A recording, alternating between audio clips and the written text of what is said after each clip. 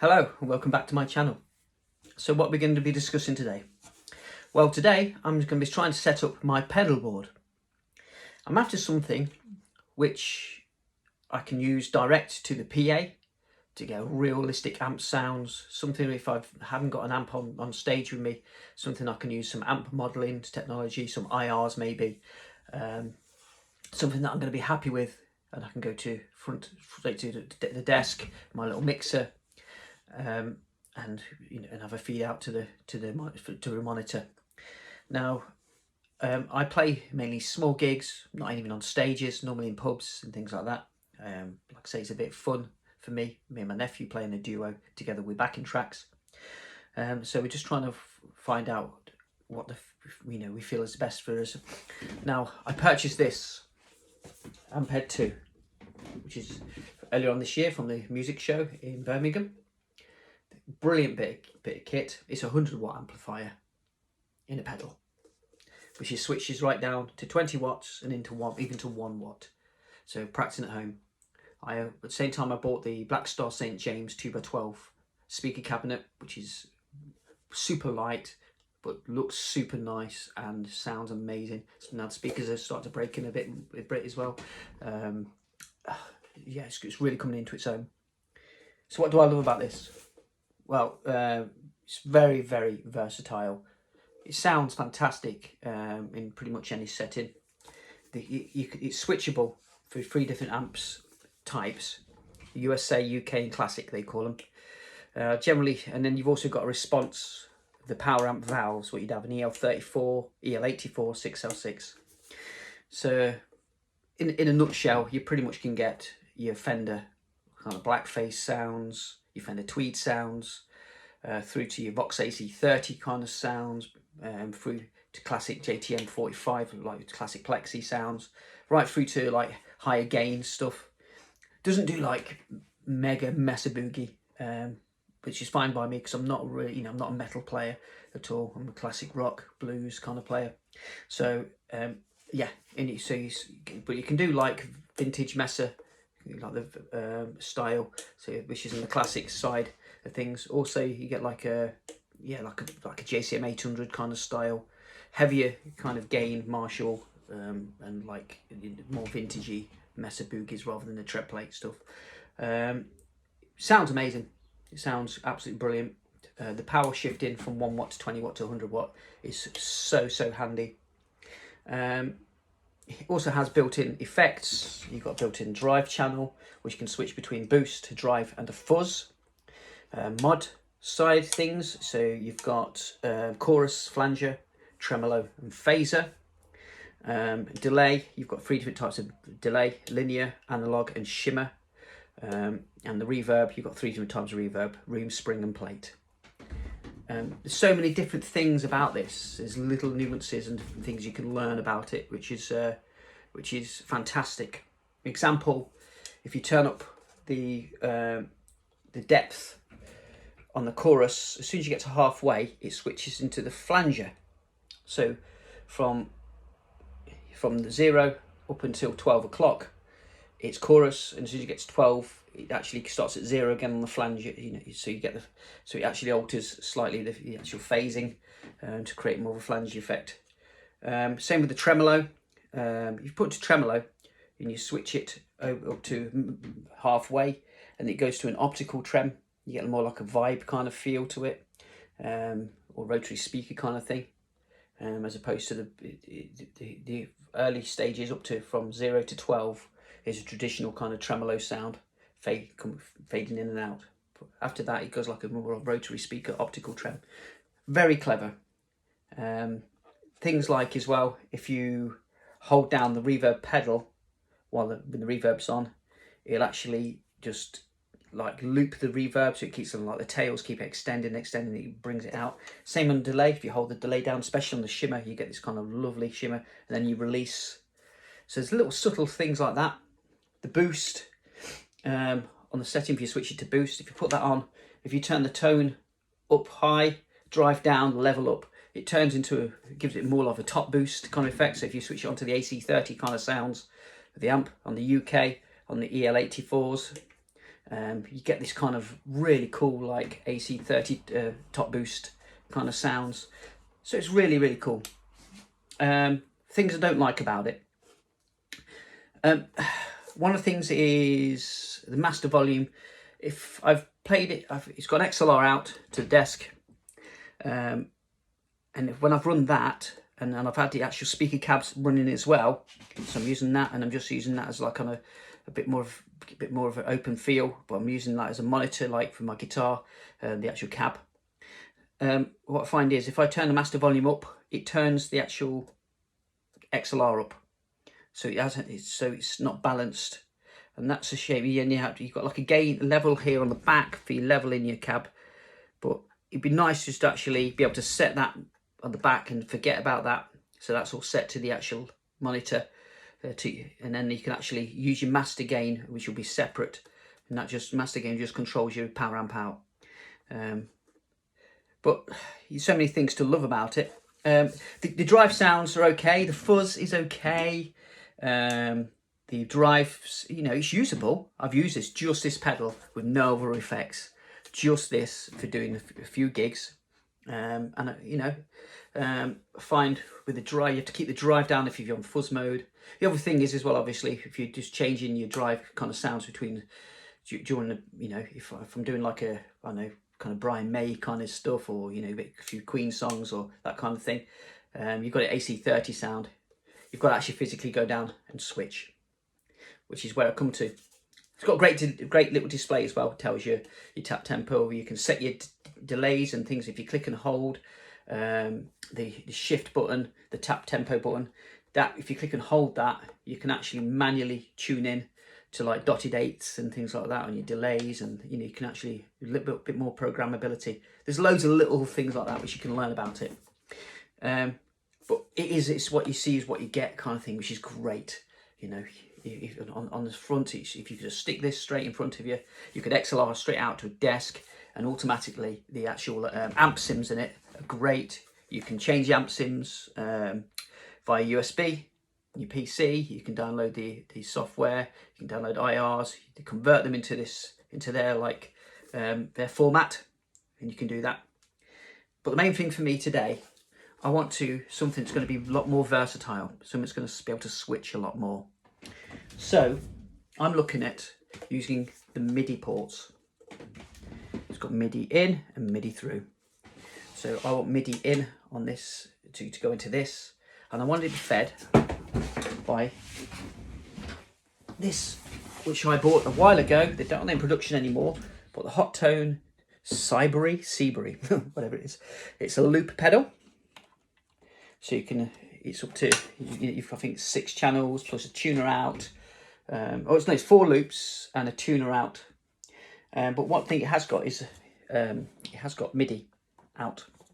And it is fairly programmable. There's a few limitations on it. Like you click once and you cannot say like click again and undo that setting. It's a single click, and then you have to click on a different pedal to actually do that. So you can't assign it, say, to switch your drive. You can decide to switch your drive pedal on the amp, but switch it off. If you click it again, it won't switch it off. It'll only do it one way. It's a bit of a design flaw in the actual software from this. And it's a shame. Probably if we're still in production, there might have been an update on the software. Maybe they could have done that, but unfortunately, it's not actually updating and supported anymore. But for me, it was cheap and got second hand. And so what I'm going to do, I'm going to set up as presets. So I'm going to have an American clean. I'm going to have American like blackface kind of sound, American drive, a bit more kind of like bassman-y kind of thing, or Fender Champ kind of a bit more drive. AC30 crunch, channel 3. Channel 4 is going to be like vintage Marshall, Plexi kind of sounds. And then channel 5 is like Marshall high gain, a bit more high gainy. So that's what I'm going to do. It's going to switch my channels.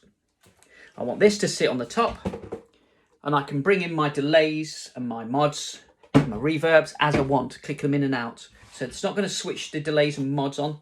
I just want my bass sounds to be able to switch what amp what amp type I'm going to be using, from clean to heavy, and then from there I can actually switch my delays and mods on, or whatever.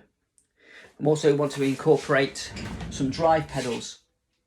So, like I say, the drives are okay on this. They're usable, but they're a bit limited. So, I've got things like I've got this Wild Throw. It's a Rabia Tone City pedal, isn't it? He worked with them to create that, which is a pretty good distortion pedal. On its own, it's okay. It sounds, it can be a bit thin sounding, but that's why if I stack them with a boost, you can get some really nice tones out of it. So that's my Wild Throat. I've got the Oral Dream Purely Fuzz, which is just a cheap fuzz pedal, which sounds great. It's a really good, decent vintagey kind of fuzz. You know, get everything I need from that. Pure Sky, K-Line Pure Sky, which is a great bluesy drive pedal. So I'm going to be putting that on. The pedals I can switch in and out and try a few different things. Like I say, I've got obviously a clone silver one, and I've also got Silver Horse, and I've got the Gold Horse as well. The Golden Horse. So maybe try one of those. I've also got a Joyo Sweet Baby drive pedal. Maybe try that. I've also got a dual gun, double barrel copy. So there's a few things I can switch around to try and get the sounds I want. None of my pedals are expensive. I've sold my expensive pedals. And I've also got this unbranded handmade boost pedal, which it's a pretty rudimentary, but it's got a lovely clean boost sound. Yeah. So there's my pedals. Oh, and also a volume wah mini one, which generally put to the side of my board. So I have that just at the side. I don't have it actually on the board. One of the main reasons I haven't got any more room on the board. So that's going to be used for that. So how am I going to work this? Well, obviously I'm going to take my MIDI out from my Seabury, going into the MIDI in on the Amped2. The Amped2 comes with a special lead, which is like a TRRS jack to a MIDI port, MIDI in. So that plugs into the back if you MIDI in, and then obviously your MIDI cable will plug into that. I'm going to try and route this so it comes inside my pedal board, so it's out of the way, so it's all going to be nice and neat. It's a shame this isn't angled, it sticks out quite a lot, so I've got to be careful of that. It might be a case of just unplugging it when it's in this bag and then plugging it back in when I set up. So this pedal board as well, so cheap. I've got it from China. I've done a few mods to it. I fitted main in, that's a loop for the loop out if you want to use a loop, and that's the main out. So I can use, yeah, and they're all like the locking ones, so the cables locks in.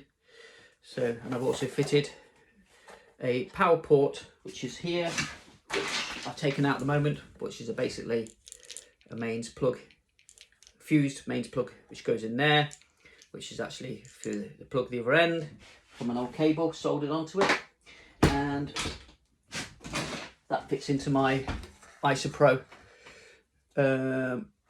It's the ISO 10 AC Pro from Harley Benton, which is an 10 channel isolated. It's a very versatile. Is it 10 channel? 2, 4, 6, 8, 10. Yep. Fully isolated power supply, which has been brilliant, especially with the switchable and high ampage on them all. So I can power lots of different pedals from this. Obviously, the Amped2 is going to require a kettle lead 3-pin, so you can't power it from there. This can also power 2 pedals. So if you did use this independently, you wanted just 2 pedals, you know, maybe a drive pedal, and you've also got an effects loop, maybe like you could actually work this with so many different things, plus with a MIDI. So if you have any like MIDI timed effects or modulation effects, you could actually run it, you know, and if you had a better pedal, a better, more programmable MIDI pedal, you know, you could actually, this would work fantastically with a lot of different those kind of effects. Yeah, So for me, obviously budget wise, I'm just sticking to what I've got. The delays and reverbs and everything mods I'm going to be using from this. I'm not going to be using a separate pedal, mainly for pedal board space. One of the questions is do I stick with this or do I get a HX Stomp? Everybody, so many people go on about how good the HX Stomp is.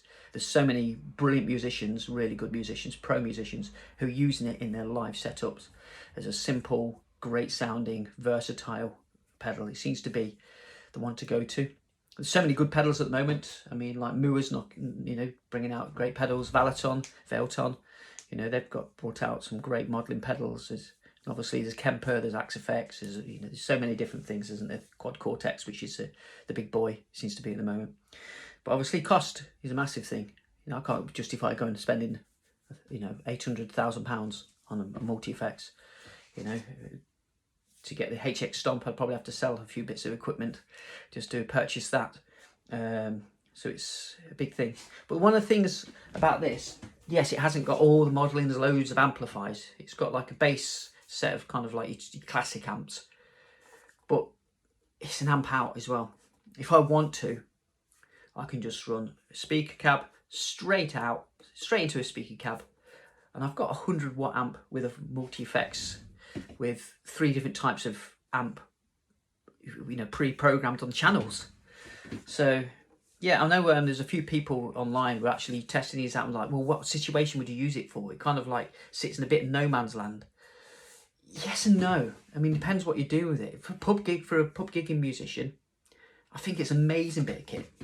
If you're playing, if you play with a full band and you need a real amp, you've got it. If you want to just stick to one amp, you can just stick to one amp. Just choose your amp you want for the night, and that's it. If you're playing direct out to desk, you've got it. If you're playing with an amp and normally you mic up a cab to get a bit more volume, you don't need to. XLR, straight out. The XLRs sound great. The actual DI amps sound really, really good. And I've had Helix in the past. I've used like a few different IR pedals. I've been using Mua Radar.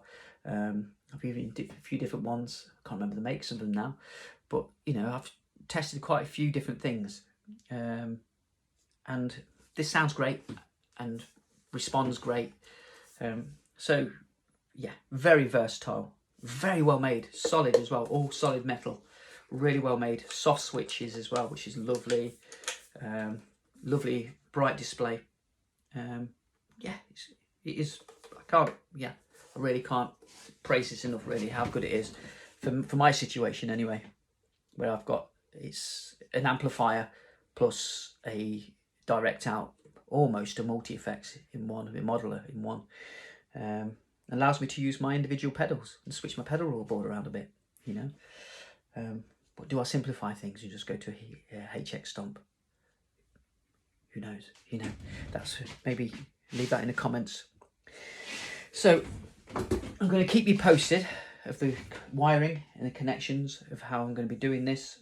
You've got a rough idea, kind of with my MIDI situation and just with the loops in and out. Obviously, with the channel changing, what I'm going to do, I'm just going to probably keep all the loops open, and the pedals, I'll switch them on and off individually.